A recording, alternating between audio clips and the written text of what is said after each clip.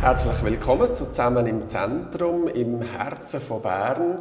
Mein heutiger Talkgast ist der Jürg Halter. Er ist Schriftsteller, Spoken Word Artist und bildender Künstler. Und heute stellt er sein neues Musikprojekt vor unter dem Namen «Achtung, niemand». Der Titel vom Album ist «Wir sind gute Menschen». Jürg Halter, sind wir gute Menschen? Wir meinen es oft. Oft ist das sozusagen von sich selber, wir sind gut und sucht oft Fehler nur bei den anderen. Und der Titel von dem Album spielt natürlich auch mit dieser Spannung. Also so, wie sehen wir sich selber, Freunde und Eigenbilder. Und es hat natürlich auch so einen gewissen ironischen Unterton. Das hört man natürlich sofort, wenn man das Lied hört.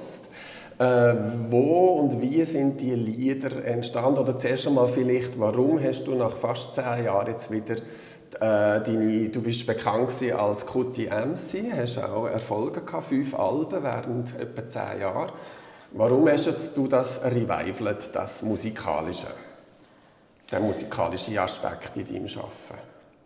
Ja, ich bin schon immer ein sehr vielseitiger Künstler gewesen. Also für mich, eigentlich, mein Medium ist die Sprache und das kommt halt in verschiedenen Formen vor. Ich schreibe Bücher, ich habe fürs Theater geschrieben.